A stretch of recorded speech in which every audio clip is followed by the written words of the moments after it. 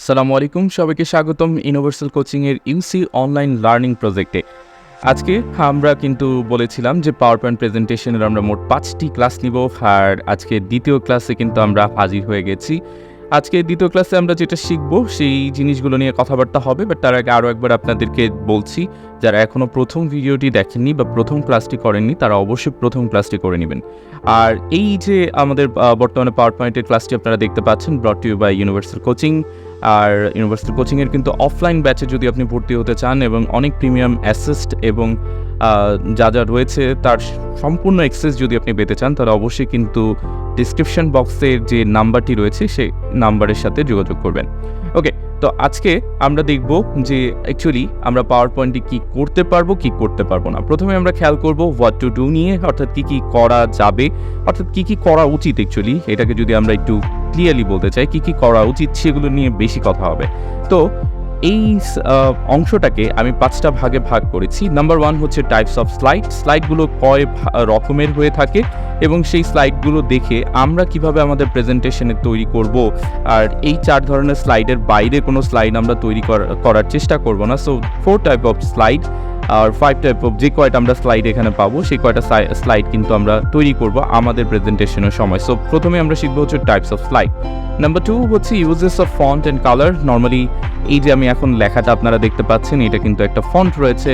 এইটা কেমন, এই ফন্টগুলো চুজ করার সময় আমরা কোন ফন্টগুলোকে ব্যবহার করব, কালার কি হইতে পারে এবং কি ব্যবহার করা যাবে অ্যাকচুয়ালি সেটা নিয়ে এখানে কথা হবে। নাম্বার 3 হচ্ছে কালার কোড। কোন কালারগুলো ব্যবহার করা ভালো, আর সেই কালারগুলোর কোড দেওয়া থাকবে যাতে আপনাদের কালার নিয়ে বেশি এক্সপেরিমেন্ট করতে না হয়। আপনারা এই কালার কোডগুলো ব্যবহার করে আপনাদের প্রেজেন্টেশনকে অল্প চেষ্টায় বা অল্প কষ্ট করে বেটার করতে পারে। তারপরে থাকবে বুলেট পয়েন্ট নিয়ে কথা। প্রেজেন্টেশনে খুব ইম্পর্টেন্ট একটা ব্যাপার হচ্ছে বুলেট পয়েন্ট। আর এই মোমেন্টে আপনারা যেটা দেখতে পাচ্ছেন, এই যে আমি 4টা অপশন অ্যানিমেটেড হইলো, এই 4টা অপশন কিন্তু এক একটা বুলেট পয়েন্ট। তো এই বুলেট পয়েন্ট নিয়ে কথা হবে, বিশেষ করে বুলেট পয়েন্ট কোনগুলো ব্যবহার করা যাবে, কোনগুলো ব্যবহার করা যাবে না এবং কীভাবে ব্যবহার করতে হবে সেটা নিয়ে কথা হবে। আর সবার শেষে হচ্ছে ইফেক্টিভ অ্যানিমেশন। আমি গত ক্লাসে বলছিলাম যে পাওয়ার পয়েন্ট প্রেজেন্টেশনের সবচেয়ে বড় প্রাণবন্ত জিনিসটাই হচ্ছে অ্যানিমেশন। সো বেসিক্যালি একটা নর্মাল জিনিসের মধ্যে কিন্তু বা নর্মাল একটা টেক্সটের মধ্যে অ্যানিমেশনটা কিন্তু অ্যাকচুয়ালি পাওয়ার পয়েন্ট প্রেজেন্টেশনের প্রাণ তৈরি করে। তো আমরা সেটাও শিখবো যে কোন ইফেক্টিভ অ্যানিমেশন কোনগুলো ব্যবহার করা যেতে পারে সেই সম্বন্ধে আমরা ধারণা নিব। ওকে, সো প্রথমে কথা হবে টাইপস অফ স্লাইড নিয়ে, যেটা বলছিলাম যে কোন ধরনের স্লাইড থাকবে। আমরা যদি প্রেজেন্টেশন বা পাওয়ার পয়েন্ট প্রেজেন্টেশন স্লাইডগুলোকে ভাগ করি, তাহলে টোটালি 4টা স্লাইড আমরা পাই। আর সেই 4টা স্লাইডের প্রথম স্লাইডের নাম হচ্ছে ভিউ স্লাইড, নাম্বার 2 হচ্ছে ইন্ট্রোডাক্টরি স্লাইড, এবং নাম্বার 3 হচ্ছে ডিসক্রিপশন স্লাইড, এবং নাম্বার 4 হচ্ছে ক্লোজিং স্লাইড। এছাড়া কিছু অন্য টাইপের অ্যাডভান্স লেভেলের স্লাইড রয়েছে যেগুলো নিয়ে আমি এখানে কথা বলছি না, যেমন চার্ট, তারপরে হচ্ছে গিয়ে ইকুয়েশনাল ডাটা চার্ট। এগুলো কিছু জিনিস আছে যেগুলো আমরা হয়তো বা হাইয়ার লেভেলে গিয়ে কোনো দিন পাওয়ার পয়েন্ট প্রেজেন্টেশন নিয়ে স্টাডি করি তাহলে আমরা পাবো। তো আপাতত যেহেতু এটা নতুন কারিকুলাম 2024-এর 7, 8, 9 এই লেভেলের স্টুডেন্টদের জন্য তৈরি করা হচ্ছে, তাই কিন্তু আমি অত বেশি অ্যাডভান্স লেভেলে যাচ্ছি না। আমি জাস্ট এই 4 টাইপের বেসিক স্লাইডের কথাই বলবো। তো প্রথমেই কথা হচ্ছে যে আরও একবার বলে নিই, view slide, introductory slide, description slide, closing slide. প্রথম স্লাইডটাই কিন্তু হচ্ছে ভিউ স্লাইড। সো ভিউ স্লাইডটা কি, ইন্ট্রোডাক্টরি স্লাইডটা কি, ডিসক্রিপশন স্লাইড কি, ক্লোজিং স্লাইড কি, সেটা জানার জন্য আমরা ছোট্ট একটা আলাদা আপনাদের জন্য হচ্ছে গিয়ে প্রেজেন্টেশন বা পাওয়ার পয়েন্ট প্রেজেন্টেশন তৈরি করেছি, সেটি দেখে নিই। এরপরে কিন্তু আমরা আবার ব্যাখ্যা করব যে কোন স্লাইডটা কি।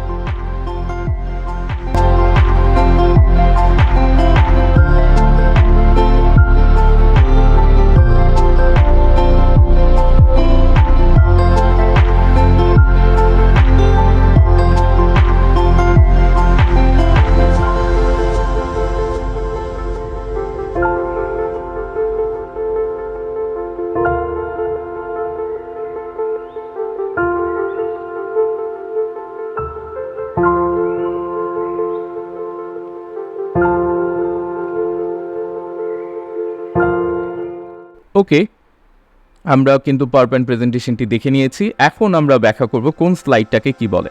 প্রথমেই আমরা ভিউ স্লাইডের দিকে খেয়াল করি। প্রথমে যে মাউন্টেনের ছবিটা ছিল, একটা পাহাড়ের ছবি ছিল, সেটা কিন্তু একটা ভিউ স্লাইড। এটার ভিতরে কিন্তু কোনো টেক্সট নেই। একটা বড় সমস্যা তৈরি করি আমরা অনেক সময়, বিশেষ করে যারা একটু ওল্ড লেভেলের পাওয়ার পয়েন্ট প্রেজেন্টেশন তৈরি করেন, তারা ভিউ স্লাইডে অনেক সময় টেক্সট দেওয়ার চেষ্টা করেন, অর টেক্সটের সাথে প্রচুর টেক্সটের সাথে একটা ভিউ স্লাইড তৈরি করেন, যেখানে মেইন সাবজেক্টটাকে বোঝা যায় না। নর্মালি আমরা এই কাজটা করব না, আমরা সবসময় ভিউ স্লাইডটাকে একদম টোটালি ক্লিন রাখার চেষ্টা করব এবং চেষ্টা করব পরবর্তীতে এই স্লাইডটাকে আমরা পরিচয় করিয়ে দিতে।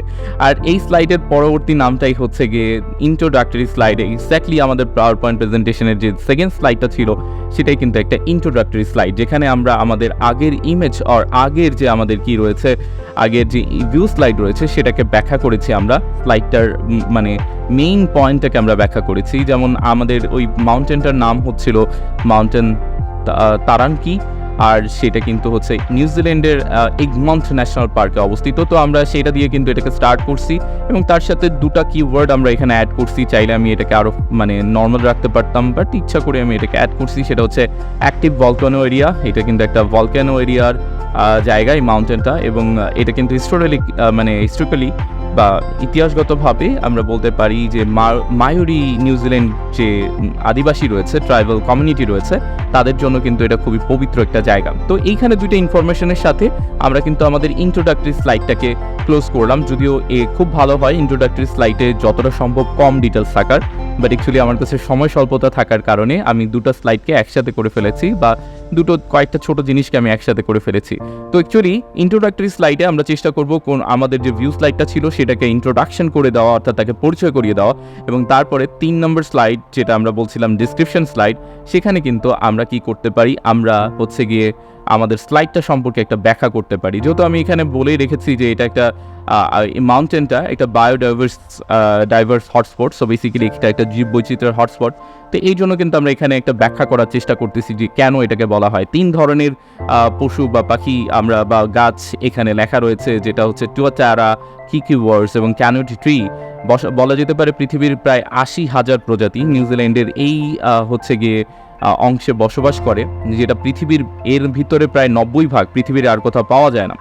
তো খুবই ইম্পর্টেন্ট কিছু লাইন ছিল যে কেন এটা বায়োডাইভার্স হটস্পট। যখন আমি এই প্রেজেন্টেশনটা ব্যাখ্যা করব তখন আমি মুখে বলবো, কিন্তু আমি লেখার সময় কিন্তু খুবই কম ডিটেলস থাকবে, আর সেটা কিন্তু এটা বোঝাচ্ছে। এই স্লাইডগুলোকে আমরা বলি ডেসক্রিপশন স্লাইড, যেখানে আমরা লম্বা ব্যাখ্যা করব এবং লেখাটা আমাদেরকে শুধুমাত্র ছোট ছোট অ্যানিমেশন থাকবে এবং কিছু বুলেট পয়েন্ট থাকবে, যেমন এখানে টুয়াটারা, কিউকিবার্ডস এবং ক্যানিউনি ট্রি, এগুলো সবই কিন্তু হচ্ছে গিয়ে এক একটা বুলেট পয়েন্ট। সো বুলেট পয়েন্টগুলো থাকবে যেগুলোকে আমরা ভালো করে ব্যাখ্যা করবো আমাদের পাওয়ার পয়েন্ট প্রেজেন্টেশনে যখন আমরা এটাকে প্রেজেন্ট করবো। সো রাইট নাও আমরা একটা ডিসক্রিপশন স্লাইডের এক্সাম্পল দেখছি, এবং সবার শেষে আমরা দেখবো হচ্ছে গিয়ে ক্লোজিং স্লাইডের ব্যাখ্যা। ক্লোজিং স্লাইডকে আরও অনেকভাবে বা অনেক ভাগে ভাগ করা যায়, বাট আপাতত আমরা একবারে শিখতেছি। এখানে আমরা 3 টাইপের ক্লোজিং স্লাইড দেখতে পাচ্ছি, এবং চেষ্টা করব আমরা আমাদের পাওয়ার পয়েন্ট প্রেজেন্টেশনে সব সময় এই 2 টাইপের স্লাইড সব সময় ব্যবহার করতে। একটা হচ্ছে কোশ্চেন স্লাইড আর একটা হচ্ছে থ্যাংক ইউ স্লাইড। কোশ্চেন স্লাইডটা আমরা দেখতে পাচ্ছি যেখানে কিন্তু আপনি যাদের জন্য প্রেজেন্ট করবেন তাদেরকে কোশ্চেন করার সময় দিতে হবে। তো আপনি যদি আপনার স্লাইডের এই অংশটাকে অন্তর্ভুক্ত না রাখেন, তাহলে আপনার স্লাইড শেষ হয়ে গেলে, অর্থাৎ আপনার কোনো কারণে যদি প্রেজেন্টেশন শেষ হয়ে যায় আর আপনার যারা ভিউয়ার ছিল, অর্থাৎ যারা দেখেছে, যেমন এই মোমেন্টে আমি ভিডিওটা আপনাদের জন্য করছি, আর আমি যদি কোশ্চেনের সম্ভব হতো, আমরা যদি এটা 2 ওয়ে কমিউনিকেশন হইতো, তাহলে অবশ্যই আমাকে একটা কোশ্চেন করার সুযোগ দিতে হতো। এই যে সেন্স থেকে পাওয়ার পয়েন্ট প্রেজেন্টেশনে অলওয়েজ একটা কোশ্চেন স্লাইড থাকা ভালো। এটাকে আমরা একটা ক্লোজিং স্লাইড বলতে পারি। অ্যাগেইন আপনি যদি আপনার নিজের ব্যাপারে ব্যাখ্যা করতে চান, আপনার টিমের ব্যাপারে ব্যাখ্যা করতে চান, সবসময় কোশ্চেন স্লাইডের পরে হবে এটা, এবং এটাও একটা ক্লোজিং স্লাইড। এবং সবার শেষে থ্যাংক ইউ স্লাইড, অর্থাৎ এই যে এতক্ষণ আপনি যে প্রেজেন্ট করলেন সেটার জন্য আপনি একটা থ্যাংক ইউ জানালেন আপনার অডিয়েন্সকে। এই 3 ধরনের স্লাইড আমরা দেখলাম যেখানে আমরা ক্লোজিং স্লাইড ব্যবহার করি। এই হচ্ছে আমাদের 4 টাইপের স্লাইড, যে 4 টাইপের স্লাইডগুলো আমরা আমাদের পাওয়ার পয়েন্ট প্রেজেন্টেশন রাখার চেষ্টা করব। সো নাম্বার 1 হচ্ছে গিয়ে আমাদের ভিউ স্লাইড, 2 নম্বর হচ্ছে ইন্ট্রোডাক্টরি স্লাইড, তারপরে হচ্ছে গিয়ে ডিসক্রিপশন স্লাইড, এবং সবার শেষে হচ্ছে ক্লোজিং স্লাইড। এই 4 টাইপের স্লাইড বাদেও আরও অনেকগুলো রয়েছে, আমি কিন্তু বলছিলাম, বাট বেসিক লেভেলে আমাদের জন্য এই 4 টাইপের স্লাইডই তৈরি করতে হবে, এবং আমরা এই 4 টাইপের স্লাইডের দিকেই ফোকাস করি, এবং আমি ব্যাখ্যা করার চেষ্টা করলাম যে এই ধরনের স্লাইডগুলো আমরা বানাবো। আচ্ছা, ওকে। এক্সট্রা এক্সপেন্স মানে যেগুলো রয়েছে, মিক্স কিছু স্লাইড রয়েছে, description and introductory mix, view and introductory mix. So ওগুলো একটু অ্যাডভান্স লেভেলের এবং ওগুলোকে আমরা যদি ডিজাইন করতে চাই আমাদের অনেকটাই সময় লাগবে এবং অনেকটা সময় এই পাওয়ার পয়েন্ট প্রেজেন্টেশনের সাথে যখন আপনি অনেকটা সময় এটাতে পার করবেন, এক্সপার্ট হয়ে যাবেন, তখন আপনি তৈরি করতে পারবেন, তখন অনেক ভালো লাগবে দেখতে। But right now it's not a good time. So আমরা প্রথমে যারা বিগিনার লেভেলে রয়েছে, বিশেষ করে যারা আমরা 7, 8, 9-এ রয়েছি, তাদের কাজ হবে যে এই 4 টাইপের স্লাইড দিয়ে প্র্যাকটিস করা। দেন আমরা পরবর্তী যে আমাদের ইম্পর্টেন্ট জিনিস সেটা হচ্ছে use is the font and colours. অর্থাৎ আজকের ভিডিওর আরেকটা টপিক হচ্ছে ফন্ট এবং কালার। কি ফন্ট আমরা ব্যবহার করব, কি ফন্ট আমরা ব্যবহার করব না। আগে আমরা কথা বলি কি ফন্ট ব্যবহার করা যেতে পারে, কোন ধরনের ফন্ট ব্যবহার করা যেতে পারে। নাও নাম্বার 1, এখানে কিছু ভালো ফন্টের এক্সাম্পল আমি দিতে চাচ্ছি। প্রথমেই হচ্ছে ভাদানা।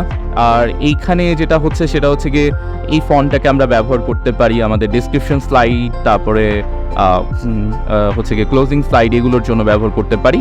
এটাকে ইন্ট্রোডাক্টরি স্লাইডে না ব্যবহার করাই ভালো। দেন এগেইন হচ্ছে গিয়ে ক্যালিব্রি, নর্মালি এটা ডিফল্ট অবস্থায় থাকে আমাদের কম্পিউটারে, সো এইটাও ব্যবহার করা যেতে পারে। ভালো ফন্ট, আমরা এটাকে এক্সপেরিমেন্ট করে দেখতে পারি। দেন এগেইন জর্জিয়া, এইটাও কিন্তু খুবই ভালো ফন্ট। আর তারপরে হচ্ছে গিয়ে গ্রামন্ড, এটাও খুবই ভালো ফন্ট, আমরা এটাকে কিন্তু আমাদের ইন্ট্রোডাক্টরি স্লাইডেও ব্যবহার করতে পারি। গথিক আর একটা খুবই ভালো ফন্টের উদাহরণ, যেখানে আমরা 2 জায়গাতে এটাকে ব্যবহার করতে পারি, introductory slide, closing slide, or হচ্ছে description slide. And again Times New Roman, সম্ভবত এইটা হচ্ছে গিয়ে কমনলি ইউজ হয়। আমি বলবো যে সবার শেষে এটাকে ব্যবহার করার চেষ্টা করা, না ব্যবহার করাই ভালো, কারণ এটার সাথে খুব বেশি অভ্যস্ত মানুষ আজকাল। তো পাওয়ার পয়েন্ট প্রেজেন্টেশনটাকে অনেক সিম্পল লাগবে দেখতে, অনেক কষ্ট করে বানানোর পরও অনেক সিম্পল লাগবে। তো টাইমস নিউ রোমানও ব্যবহার করা যেতে পারে আর কোনো অপশান না থাকলে। এছাড়াও কিছু আমি মুখে বলে দিতে পারি, বার্লো, তারপরে হচ্ছে গিয়ে আমি এটা তৈরি করেছি হচ্ছে গিয়ে আলজারি স্যান্স ফন্টের মাধ্যমে। যে কোনো স্যান্ড ফন্ট মোটামুটি ভালো হয়, যেগুলো বোঝা যায়, যেগুলো খুব প্যাঁচানো নয়, এরকম ফন্ট আমরা ব্যবহার করতে পারি। এই জিনিসটা খেয়াল রাখা যে আমরা যে ফন্টগুলো ব্যবহার করতেছি সেগুলো যেন খুব বেশি প্যাঁচানো বা খুব বেশি স্টাইলিক ফন্ট না হয়, জাস্ট নর্মাল হ্যান্ডরাইটিং ফন্ট যেন না হয়। চেষ্টা করা যে স্যান্ড ফন্টগুলোর মধ্যে যেগুলো হচ্ছে গিয়ে খুবই ইজিলি বোঝা যায় এবং নর্মালি সেটাকে প্রেজেন্ট করা যায়, এরকম ফন্ট ব্যবহার করা। পাওয়ার পয়েন্ট প্রেজেন্টেশনে যেহেতু পাওয়ার পয়েন্টটা আপনার হচ্ছে গিয়ে পিছনে থাকবে আর আপনি এটাকে ব্যাখ্যা করবেন, সো পিছনে যদি কোনো একটা লেখা এরকম হয়, অস্পষ্ট হয়, তখন যদি না বুঝতে পারে, অনেক সময় অডিয়েন্স আপনাকে বাধ্য করবে, জিজ্ঞাসা করবে যে আমি বুঝতে পারছি না, বা বেসিক্যালি অ্যাকচুয়ালি অডিয়েন্স বলতে আমি টিচারকে বলতেছি, তিনি কিন্তু বুঝতে পারবেন না আর তিনি কিন্তু আপনাকে বাধ্য করবে আপনার প্রেজেন্টেশনের মাঝে ইন্টারাপ্ট করার জন্য, আর তখন কিন্তু আপনার প্রেজেন্টেশন ভালো হবে না। সো দেখতে হয়তো বা অনেক সময় ভালো লাগে নিজের কাছে যে আমি অনেক স্টাইলিশ একটা ফন্ট ব্যবহার করতে পারি, হ্যান্ডরাইটিং ফন্ট ব্যবহার করতে পারি, বাট না ব্যবহার করাই ভালো। যতটা সম্ভব স্পষ্ট ফন্ট ব্যবহার করতে হবে যাতে ইজিলি অডিয়েন্স সেটাকে বুঝতে পারে। নাম্বার 2, এখন কথা হচ্ছে গিয়ে আমরা তো সবসময় হচ্ছে গিয়ে ইংলিশ ফন্টে লিখবো না, এটা একটা কোশ্চেন হয়তো বা থাকতে পারে আপনাদের। তো বাংলা ফন্ট কোনগুলো ব্যবহার করা যেতে পারে সেটারও আমি একটা ছোট ধারণা দিচ্ছি।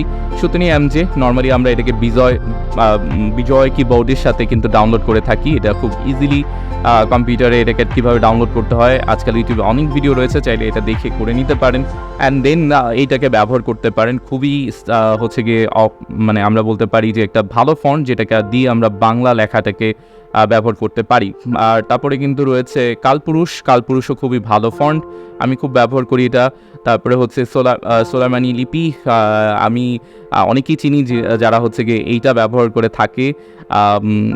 খুবই এই হচ্ছে ফন্টটা অনেক ভালো, প্রিন্টের জন্য অনেক ভালো, আদার্স থিংয়ের জন্য খুব ভালো, এটা ব্যবহার করা যেতে পারে। খুবই স্পষ্ট একটা ফন্ট। তারপরে কিন্তু হচ্ছে গিয়ে ব্যানসেন হ্যান্ড রাইটিং, এইটাও কিন্তু খুবই ভালো একটা ফন্ট, বাট এটাকে আমরা চেষ্টা করব ডেসক্রিপশন অ্যান্ড তার সাথে হচ্ছে গিয়ে ক্লোজিং ফন্টের দিকে ব্যবহার করতে। ইন্ট্রোডাক্টরি ফন্টে এটা না ব্যবহার করে ভালো। লোহিত, আমার মতে এটাও একটা ভালো ফন্ট। এবং সবার শেষে হচ্ছে আলাক্সা আনসি, এই ফন্টটাও কিন্তু ব্যবহার করা যেতে পারে। এই ফন্টগুলোকে আমরা বাংলা ফন্টের মধ্যে ধরে নিতে পারি যেগুলো ব্যবহার করা যেতে পারে। ওকে, সো এগেইন একই কথা, এমন ফন্ট ব্যবহার করা যাবে না যেটা খুব বেশি ফ্যান্সি হয়ে যায়, খুব বেশি স্টাইলিশ হয়ে যায়, বা খুব বেশি হ্যান্ড রাইটিং ফন্ট হয়ে যায়, যেগুলোকে আপনার প্রেজেন্টেশনের মাঝে যেটা ঝামেলা তৈরি করতে পারে, এমন ফন্টগুলো আমরা ব্যবহার করব না। ওকে, সো ফন্টের কাজ মোটামুটি শেষ। এবার কথা হচ্ছে গিয়ে কি ফন্টে কোন জিনিসগুলো আমরা ব্যবহার করব। আর সেটা জানতে পারলে কোন জিনিসগুলো ব্যবহার করার দরকার নেই সেটা আমরা বুঝবো। সেটা হচ্ছে গিয়ে যেটা হয়, আপনি যদি আপনার পুরো প্রেজেন্টেশনের একটা স্লাইডে অনেকগুলো ফন্ট ব্যবহার করেন, সেটা কিন্তু আসলে একজন অডিয়েন্সের জন্য এটা কিন্তু খুবই দৃষ্টিকটুর, অর্থাৎ তার জন্য দেখা মানে জিনিসটা চোখে ইজিলি কিন্তু একটা পেইন তৈরি করতে পারে। সো আমরা চেষ্টা করব একটাই ফন্ট ব্যবহার করতে। হাইয়েস্ট যদি আমাদের খুব ব্যবহার করতে হয়, আমরা যদি খুব ডিফারেন্ট কিছু বোঝাতে চাই, তাহলে আমরা 2 থেকে 3টা সর্বোচ্চ ফন্ট পুরো প্রেজেন্টেশনে ব্যবহার করতে পারি। একটা স্লাইডে একটাই ফন্ট ব্যবহার করার চেষ্টা করব, বাট যদি এক্সট্রিমলি আমাদের এর থেকে বেশি মানে ব্যবহার করতে হয়, তাহলে 2 থেকে 3টা ফন্ট আমরা একটা প্রেজেন্টেশনে, সর্বোচ্চ 3টা ফন্ট আমরা একটা প্রেজেন্টেশনে ব্যবহার করতে পারি। অর্থাৎ এই মোমেন্টে আমি যে একটা পুরো পাওয়ার পয়েন্ট স্লাইড তৈরি করেছি, এখানে টোটাল 20টা স্লাইড আছে, এই 20টা স্লাইডের সর্বোচ্চ আমি 2বার আমার ফন্টটাকে শিফট করতে পারবো। চেষ্টা করা একই ফন্ট ব্যবহার করার, বাট তারপরেও যদি আপনার মনে হয় একটু এক্সপেরিমেন্ট করে দেখতে পারেন, সেক্ষেত্রে 2 থেকে 3টা সর্বোচ্চ ফন্ট ব্যবহার করতে হবে। ফন্ট সাইজ শুড বি হচ্ছে গিয়ে 24 থেকে 120 সাইজের মধ্যে হইতে হবে। তো এটা একটা ব্যাপার। ফন্টের অনেক সময় আমরা এত বড় করে ফেলি লেখা, যেটা পুরো একটা স্লাইডকে কভার করে ফেলে, আবার এত ছোট করে ফেলি লেখা, যেটা নর্মালি অডিয়েন্স বুঝতে পারে না। সো আলটিমেটলি সেটা লেখা না লেখা একই কথা। তো ফন্ট সাইজকে আমরা কখনোই 24 এর নিচে নিয়ে যাব না, যাতে ইজিলি সেটাকে প্রেজেন্ট করা যায়। আর এত বেশি লেখারও দরকার নেই, যেখানে অনেক ডিসক্রিপশন অনেক কিছু রয়েছে সেগুলো লেখার দরকার নেই। আমরা চেষ্টা করবো এগুলোকে মুখে বলার। আর আমাদের কি পয়েন্টটা, যেটা ইম্পর্ট্যান্ট একটা পয়েন্ট, যে এই কথাটার একটা ছোট সামারি, সেটা যদি আমরা একটা বাক্যে, আমরা যদি একটা লাইনে কমপ্লিট করতে চাই, সেটা আমার হচ্ছে গিয়ে পাওয়ার পয়েন্ট প্রেজেন্টেশনে থাকবে। এই জিনিসটা মাথায় রাখি। আর সেই হিসেবে ফন্ট সাইজ সবসময় 24 থেকে 120-এর মধ্যে হতে হবে। আচ্ছা, আরেকটা ইম্পর্টেন্ট ব্যাপার, সেটা হচ্ছে গিয়ে কালার নিয়ে যেহেতু কথা হচ্ছে অলরেডি, তাই এখানে বলে দিচ্ছি যে ব্রাইট কালার ব্যবহার করতে হবে, এবং সেম কথাটা বলা যেতে পারে ম্যাক্সিমাম 3টা কালার ব্যবহার করা যেতে পারে একটা স্লাইডে। এক্ষেত্রে আমরা স্লাইড পাল্টালে কিন্তু কালারের সংখ্যা বাড়াতে পারি, বাট তারপরও চেষ্টা করা যতটা কম ফ্ল্যাশি কালার ব্যবহার করা। এখানে সর্বোচ্চ যে ব্যাপারটা হবে সেটা হচ্ছে গিয়ে 3টা কালার আমরা হচ্ছে গিয়ে একটা স্লাইডের জন্য ব্যবহার করতে পারি। এর থেকে বেশি হয়ে গেলেই তখন আর জিনিসটা সুন্দর থাকবে না, তখন সেটা অনেক বেশি ফ্ল্যাশি হয়ে যাবে। অ্যাগেইন সেম কথাটা বলবো, অডিয়েন্সের জন্য অনেক বেশি পেইনফুল হয়ে যাবে। ওকে, সো কালার নিয়ে যেহেতু কথাই হচ্ছে, তো কালারের জন্য একটা আলাদা আমরা অপশন, সেটা হচ্ছে কালার কোড সম্বন্ধে একটা ধারণা নিতে হবে। সো বেসিক্যালি কোন কালারগুলো আপনারা ব্যবহার করবেন, এটা একটা বড় কোশ্চেন, যেহেতু কালার নিয়ে কথা হচ্ছে, তাই আমি আপনাদের জন্য ফ্রি কালার কোডগুলো দিয়ে দিচ্ছি। কোন কালারগুলো ব্যবহার করা উচিত সেটার কিন্তু একটা আমি কোড দিয়ে দিচ্ছি। চাইলে আপনারা যদি ভুলে যান, এই কোডগুলোকে ব্যবহার করে কিন্তু কালারগুলো আপনারা হচ্ছে গিয়ে ইনপুট দিতে পারবেন। কিভাবে এটা ব্যবহার করবেন সেটা আমরা 3য় ক্লাসে ফর্ম অ্যান্ড ইনসার্ট বাটনের যে কাজ রয়েছে সেখানে গিয়ে শিখবো। বাট আপাতত আমরা কালার কোডগুলো একটু মনে রাখি, চাইলে আমরা স্ক্রিনশট দিয়ে রাখতে পারি। আমি একটা একটা করে ব্যাখ্যা করে দিচ্ছি। নাম্বার 1 হচ্ছে ব্ল্যাক, টোটালি ব্ল্যাক। এই কালারটা সবচেয়ে বেশি ব্যবহার হবে যদি আপনার ব্যাকগ্রাউন্ড হোয়াইট হয়। So basically very simple. আর পরেরটা হচ্ছে হোয়াইট। সো বেসিক্যালি এইটা ব্যবহার করা হবে যখন আপনার background black. Normally white background is better, যে কোনো হচ্ছে গিয়ে কি বলা হচ্ছে যে কোনো হচ্ছে গিয়ে আপনার স্ক্রিনের জন্য হোয়াইট ব্যাকগ্রাউন্ড ইজ বেটার, যেটার উপরে কোনো লেখা থাকলে সেটাকে খুব ভালোভাবে হাইলাইট হয়। সো ব্ল্যাক ব্যাকগ্রাউন্ডের চাইতে হোয়াইট ব্যাকগ্রাউন্ড ইজ বেটার, আমি একটু ভুল বলছি, হোয়াইট ব্যাকগ্রাউন্ডটা বেটার। সো হোয়াইট ব্যাকগ্রাউন্ড ব্যবহার করার আমরা চেষ্টা করব, আর তার উপরে ব্ল্যাক লেখার চেষ্টা করব, তাহলে আমাদের প্রেজেন্টেশন বেটার হবে। বাট কিছু কিছু ক্ষেত্রে আমরা এক্সপেরিমেন্ট করে দেখতে পারি, সেক্ষেত্রে পরিবর্তন করা যেতে পারে, তখন কিন্তু হোয়াইট লেখার জন্য আমাদের যে কোডটা রয়েছে সেটা আমরা দেখতে পাচ্ছি। পরবর্তীতে রেড, এটাও কিন্তু খুব ব্যবহৃত হবে আমাদের পাওয়ার পয়েন্ট প্রেজেন্টেশনে, ব্রাইট কালার। অ্যান্ড নর্মালি এটার কালার কোডটা হচ্ছে FF0000। And then again green, এটাও কিন্তু খুব ব্যবহার হয়। এবং তারপরে হচ্ছে ব্লু, এটাও ব্যবহার হয়। ইয়েলো, এটাও কিন্তু খুব বেশি ব্যবহার হয় কি পয়েন্টগুলোকে হাইলাইট করার জন্য। এবং সবার শেষে অনেক সময় দেখা গেছে যে আপনার ব্যাকগ্রাউন্ড যদি খুব ফ্ল্যাশি না হয়, একটু কোল্ড আর একটু ডার্ক সাইডে হয়, সেক্ষেত্রে কিন্তু আমরা গ্রে কালারের বা যদি গ্রে কালার আমরা ব্যবহার করতে পারি, এইটাও কিন্তু আসলে ব্যবহার করা যায়। আমার মতে এই 7টা কালার হচ্ছে গিয়ে বেস্ট। আমরা এগুলোর সাথে এক্সপেরিমেন্ট করে দেখতে পারি, আমাদের চোখে যেটা ভালো লাগে। এভাবে আমরা যখন ব্যবহার করবো, আস্তে আস্তে আমরা পাওয়ার পয়েন্ট প্রেজেন্টেশন বলেন বা অন্যান্য যে কোনো ডিজাইনের ক্ষেত্রে সেটা আরও বেটার হবে। সো ব্যবহার করে শিখতে হবে, প্র্যাকটিস করতে হবে। ওকে, সো ফ্ল্যাশি কালার ব্যবহার করা যাবে না, সেটা আমি আগেই বলেছি, এটা একটা আমার recommendation. And as well as এটা নর্মালি যে কোনো পাওয়ার পয়েন্টের কাজ হোক বা যে কোনো গ্রাফিক্যাল কাজ হোক, সেটার ক্ষেত্রে কিন্তু আমরা এই জিনিসটা মাথায় রাখতে পারি, কারণ খুব ফ্ল্যাশি কালার ব্যবহার করলে সেটা অডিয়েন্সের জন্য খুব একটা ভালো হয় না। অ্যান্ড রাইট নাও ফ্ল্যাশি কালারের একটা উদাহরণ উদাহরণ যদি আপনাদের আমি দেই যে কেমন হবে ফ্ল্যাশি কালারটা, সেটা যদি আপনারা দেখেন এই মোমেন্টে কিন্তু আপনারা একটা ছবি দেখতে পাচ্ছেন যেটা একটা ফ্ল্যাশি কালারের একটা উদাহরণ। আমরা যদি দেখি এখানে প্রচুর গ্রেডিয়েন্ট কালার রয়েছে এবং গ্রেডিয়েন্ট কালারের সাথে যদি খেয়াল করে থাকেন কোথাও ব্লু, কোথাও ডিপ ব্লু, কোথাও পার্পল, কোথাও হচ্ছে পিঙ্ক, কোথাও ইয়েলো, কোথাও রেড, এই যে কালারটা রয়েছে নর্মালি এটা আমরা ব্যাকগ্রাউন্ড অর এই কালারগুলো থেকে যদি আমরা কালার নিয়ে যদি আমাদের লেখাগুলোতে ব্যবহার করি তাহলে কিন্তু আসলে সেটা ফ্ল্যাশি একটা ব্যাকগ্রাউন্ড হবে, ফ্ল্যাশি কালার সায়েন্স হবে। এটাকে আমরা নর্মালি ব্যবহার করার চেষ্টা করব না, বা এই ধরনের আমরা ব্যাকগ্রাউন্ড অর এই ধরনের কালার আমরা ব্যবহার করার চেষ্টা করব না। সো এইটা কিন্তু একটা নট টু ডুর মধ্যে পড়ে গেছে, বাট তারপরে যেহেতু এটা কালার নিয়ে কথা হচ্ছে তাই একসাথে বলে দেওয়ার চেষ্টা করলাম। নেক্সট আমাদের কালার কোডের কাজ শেষ হলে আমরা বুলেট পয়েন্টে চলে আসবো। Very important point, and power point প্রেজেন্টেশনে এটা প্রচুর ব্যবহার করা হবে এবং তাই এটা সম্বন্ধে একটা ভালো ধারণা থাকা দরকার। বুলেট পয়েন্টগুলোকে আমরা কিভাবে ব্যবহার করব, যেমন এখানেও আমি 3টা বুলেট পয়েন্ট রেখেছি, আপনারা দেখতে পাচ্ছেন 3টা স্লাইড বা 3টা হচ্ছে কি ক্লিপের মতন, তারা কিন্তু অ্যানিমেটেড হয়ে, আমি যদি একটু পিছন থেকে আসি তাহলে তারা কি হয়েছে, তারা কিন্তু অ্যানিমেটেড হয়ে ফিরে এসেছে। সো এই যে 3টা বুলেট পয়েন্ট, এই 3টা কি পয়েন্ট কিন্তু আমি আপনাদেরকে দেখাতে যাচ্ছি যে এই 3টা পয়েন্টে আপনাদের ফোকাস করতে হবে, বাট বাকি কথাবার্তা কিন্তু আমি মুখে বলছি। সো পাওয়ার পয়েন্ট প্রেজেন্টেশনের ব্যাপারটা কিন্তু এটাই, বুলেট পয়েন্টের সবসময় আপনার কি ওয়ার্ডগুলো থাকবে আর একটা লাইন থাকবে, আপনি সেগুলোকে ব্যাখ্যা করবেন আপনার পাওয়ার পয়েন্ট প্রেজেন্টেশনে। সো প্রথম পয়েন্ট এখানে আমরা দেখতে পাচ্ছি যে বুলেট পয়েন্ট ডিসক্রিপশন স্লাইডে ব্যবহার করতে হবে। সো আমরা যে 4 টাইপের স্লাইড পড়ছি তার মধ্যে একটা হচ্ছে কি ডিসক্রিপশন স্লাইড। তো আমরা যে বুলেট পয়েন্টগুলো রয়েছে সেগুলোকে ব্যবহার করব হচ্ছে গিয়ে ডিসক্রিপশন স্লাইডে, আর ম্যাক্সিমাম 5টা বুলেট পয়েন্ট একটা স্লাইডে আমরা ব্যবহার করার চেষ্টা করব। কখনো কখনো ব্যতিক্রম হইতে পারে, বাট এইটাকে আমরা যদি ধরে রাখার চেষ্টা করি তাহলে আমাদের পাওয়ার পয়েন্ট প্রেজেন্টেশনটা অনেক বেশি প্রাণবন্ত দেখাবে।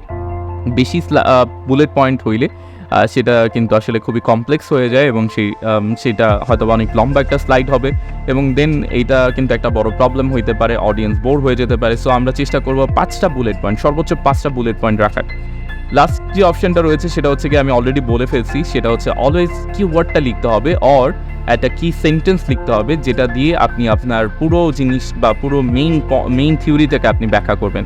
সো এটাই হচ্ছে বুলেট পয়েন্ট, আমরা কি করব আর অ্যাকচুয়ালি কি করব না বুঝাই যাচ্ছে, এগুলো করব তাহলে বাকি কাজগুলো যেগুলো রয়েছে সেগুলো করা যাবে না। পরেরটা হচ্ছে ইফেক্টিভ অ্যানিমেশন। তো একটা বড় সমস্যা হচ্ছে পাওয়ার পয়েন্ট প্রেজেন্টেশন অনেকে ভালো পারলে অনেক সময় লেখা টেক্সট এগুলোকে ডিজাইন করা খুব ভালো পারলেও প্রবলেম যেটা হয় খুব বেশি অ্যানিমেশন রাখার কারণে। খুব বেশি অ্যানিমেশন থাকলে যেটা হয় সেটা হচ্ছে গিয়ে প্রেজেন্টেশন প্রাণবন্ত হতে হতে সেটা বেশি বোরিং হয়ে দাঁড়ায় বা খুব বেশি পেইনফুল হয়ে দাঁড়ায়, বা অ্যানিমেশনে মানে খুব বেশি যদি এদিক ওদিক থেকে কিছু জিনিসপত্র আসে তখন কিন্তু আসলে একটা জায়গায় ফোকাস রাখা এবং কথার দিকে ফোকাস রাখা সম্ভব হয় না অডিয়েন্সের। তাই আমরা অ্যানিমেশন সম্ভবত যতটা সম্ভব কম রাখার চেষ্টা করব, তবে যেখানে না দিলেই নয় আমরা সেসব জায়গায় ব্যবহার করব। এটা আমরা শিখবো আমাদের 4র্থ ক্লাসে, যেখানে অ্যানিমেশনের জন্য একটা ডেডিকেটেড আলাদা কিন্তু ক্লাস হবে, সেই ক্লাসে আমরা শিখবো। তো আমি এখানে 3টা আলাদা আলাদা অ্যানিমেশনের কথা বলেছি যেগুলো সবচেয়ে বেশি ব্যবহার হয়, ফ্লোটিং, ফ্লাইং এবং জুম আউট। এই 3টাকে আমরা ব্যবহার করে থাকি। উপরের 2টা অর্থাৎ ফ্লোটিং অ্যান্ড ফ্লাইং, এই 2টা হচ্ছে ইনফারেন্স, অর্থাৎ কোনো একটা জিনিস আপনার স্লাইডের বাইরে থেকে আসবে সেটার জন্য আমরা ব্যবহার করি। আর এক্সিট অ্যানিমেশন হিসেবে আমরা জুম আউটকে খুব ব্যবহার করে থাকি, যেটা হচ্ছে আপনার স্লাইডে আসে সেখান থেকে এটা হচ্ছে কি হবে, এটা চলে যাবে। সো এটাকে আমরা এক্সিট অ্যানিমেশন বলি। তো জুম আউট হচ্ছে one of the best exit animation.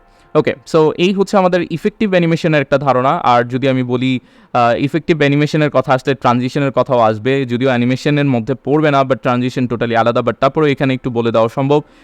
এখানে কিছু আমি অ্যানিমেশনের সাথে ট্রানজিশনের কথা বলে দিচ্ছি। একটা স্লাইড থেকে আরেকটা স্লাইড, অর্থাৎ একটা পেজ থেকে আরেকটা পেজ যদি আমরা বলি, তাহলে সেই পেজে যাওয়ার সময় আপনার একটা স্লাইড মোশন বা অ্যানিমেশন তৈরি দেওয়া ভালো।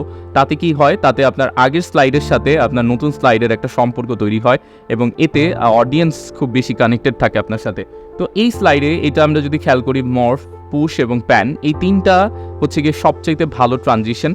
সো মর্ফ ট্রানজিশন আমি সবচেয়ে বেশি ব্যবহার করি আমার পাওয়ার পয়েন্ট প্রেজেন্টেশন যখন আমি তৈরি করি। পুশ এবং প্যান এই 2টা হচ্ছে একটু ডিফারেন্ট। আমি বলতে পারি পুশ হচ্ছে সেকেন্ড বেস্ট ট্রানজিশন, যেটা হয়তোবা কোনো জায়গায় কোনো মানে অন্য ট্রানজিশনই ব্যবহার করার ইচ্ছা হয়েছে তখন তাহলে পুশ ব্যবহার করি। অ্যান্ড দেন এগেইন প্যান ব্যবহার করা হয় ডিফারেন্ট একটা ট্রানজিশন হিসেবে। ওকে, সো আমরা এবার চলে এসেছি কি করা উচিত না। আমি এটা নিয়ে খুব বড় টপিক করি নেই, এখানে জাস্ট 3টা জিনিস রেখেছি, যে 3টা জিনিস নর্মালি আমরা আমাদের স্লাইডগুলোতে ব্যবহার করব না। সেটা হচ্ছে গিয়ে more than 100 word per slide. So basically যেটা হয় 100 ওয়ার্ডের বেশি লেখা আমরা ওল্ড ক্যাটাগরির যে পাওয়ার পয়েন্ট প্রেজেন্টেশনগুলো রয়েছে সেগুলোতে দেখতাম প্রচুর পরিমাণে লেখা ডিসক্রিপশন এগুলো থাকতো। আমরা চেষ্টা করবো এটাকে অ্যাভয়েড করার। ইন কেস যদি আমার পাওয়ার পয়েন্ট প্রেজেন্টেশনে কোনো কিছু মনে হয় যে আমি মনে রাখতে পারবো না, আমাকে স্লাইড দেখে বলতে হবে, সেক্ষেত্রে স্লাইড দেখে না বলে আমরা একটা ছোট আমরা কিছু একটা নিয়ে যাওয়ার চেষ্টা করব হাতে, যেটা ভুলে গেলে বা কোনো একটা কিছুকে মনে করলে ওখানে কিছু কি পয়েন্ট লিখে রাখা, যেন আপনি ওটার দিকে তাকালে বা ওই জিনিসটা দেখলে আপনার মনে পড়ে। অর্থাৎ আগের থেকে আপনার পাওয়ার পয়েন্ট প্রেজেন্টেশনটাকে তৈরি করে সেটার সাথে নিজেকে একটা প্র্যাকটিস করা, অ্যান্ড দেন আপনার ওই পাওয়ার পয়েন্ট প্রেজেন্টেশনটাকে উপস্থিত হচ্ছে গিয়ে সবার সামনে উপস্থাপনা করা। এই ক্ষেত্রে আপনি যদি কোনো কারণে এরকম হয় তো আপনি ছোট কিছু কি নোট নিয়ে যেতে পারেন, অথবা আপনি আপনার হাতে হচ্ছে গিয়ে কয়েকটা পেজ নিয়ে যেতে পারেন, যেটার মধ্যে আপনার কিছু জিনিস যেগুলো অনেক কমপ্লেক্স আপনার মনে হয় একটু দেখে বলতে হবে, সেগুলো কিন্তু আপনি আগে থেকে তৈরি করে নিয়ে যেতে পারেন। এটা পাওয়ার পয়েন্ট প্রেজেন্টেশনের প্রাণকে আরও বেটার, মানে আরও সুন্দর করে এটাতে। তো আমরা 100 ওয়ার্ড ব্যবহার করব না, তার কারণ হচ্ছে গিয়ে অনেক সময় অডিয়েন্স একটু দূরে থাকে, তাদের পক্ষে দেখা অনেক কঠিন হয়। আর দেখা গেছে টিচারের কথা আমি বলতে চাচ্ছি, তারা কিন্তু বারবার আপনাকে আটকাবে, বিকজ আপনি আপনার প্রেজেন্টেশনে কী লিখছেন সেটা কিন্তু বোঝা যাবে না। সো দূর থেকে বা বড় যদি আমাদের মনিটর বা আমাদের যে কি বলে যেটার উপরে প্রজেক্ট করা হবে তার যদি বড় না হয়, তাহলে অনেক সময় দেখা গেছে যে 100 ওয়ার্ডসের বেশি যদি আপনি লিখে ফেলেন একটা স্লাইডে, তখন সেটা আর বোঝা যায় না। সো আলটিমেটলি যেহেতু বোঝা যায় না, আমরা চেষ্টা করবো এটা না করার। সো আমরা চেষ্টা করবো আরও কম ওয়ার্ড রাখার, 50 ওয়ার্ডের মধ্যেই রাখার চেষ্টা করবো, যাতে আমি প্রত্যেকটা জিনিসকে হাইলাইট করতে পারি এবং যেটা আমার পাওয়ার পয়েন্ট প্রেজেন্টেশনকে আরও প্রাণবন্ত করবে। Too much information in your introductory slide. So introductory স্লাইডের কাজই হচ্ছে গিয়ে সে আপনাকে একটা জাস্ট ইন্ট্রোডাকশন দিবে, আপনাকে পরিচয় করায় দিবে যে আপনি কী নিয়ে কথা বলবেন, কী নিয়ে স্টার্ট করবেন, সেটা নিয়ে কথা বলবে। সো ইন্ট্রোডাক্টরি স্লাইডে চেষ্টা করা যতটা কম ইনফরমেশন দেওয়া, জাস্ট সিম্পলি যেটা দেওয়া দরকার। যেমন আমার যে ছোট্ট একটা পাওয়ার পয়েন্ট প্রেজেন্টেশন আপনারা দেখছিলেন, সেখানে যদিও আমি বলছিলাম যে সময় স্বল্পতা থাকার কারণে আমি 2টা স্লাইডকে একসাথে করে ফেলছি। So introductory slide and description স্লাইডকে আলাদা করতে গিয়ে আমি কিছু কি ডিটেলস আমি কিন্তু আলাদা করে হচ্ছে গিয়ে ইন্ট্রোডাক্টরি স্লাইডে দিয়ে দিয়েছি। এই কাজটা করা উচিত না, এবং অবশ্যই আমরা করব না। আমরা চেষ্টা করবো ইন্ট্রোডাক্টরি স্লাইডে খুবই কম, যতটুকু ইনফরমেশন জাস্ট মাউন্টেনের নাম এবং সেটা কোন জায়গায় ছিল এইটুকুই কিন্তু আমি দিতে পারতাম। তাহলে পরবর্তীতে ডিসক্রিপশন স্লাইডে আমি দিতে পারতাম কিছু কি নোটস, এই মাউন্টেনটা কেন এত ইম্পর্টেন্ট, এটা নিয়ে আমি কেন প্রেজেন্টেশন দিচ্ছি, এই কি ডিটেলসগুলো আমি দিতে পারতাম। তো আমি ওখানে 2টা জাস্ট পয়েন্ট আমি ওখানে অ্যাড করে দিছি। তো ইন্ট্রোডাক্টরি স্লাইডে আমরা চেষ্টা করবো যে ইনফরমেশন যতটা কম দেওয়া যায়, জাস্ট সিম্পলি আমাদের ইন্ট্রোডাকশন হবে ওখানে, আমরা কি নিয়ে কথা বলা স্টার্ট করবো। সো ইন্ট্রোডাক্টরি স্লাইডে চেষ্টা করা যে যতটা কম ইনফরমেশন দেওয়া যায়।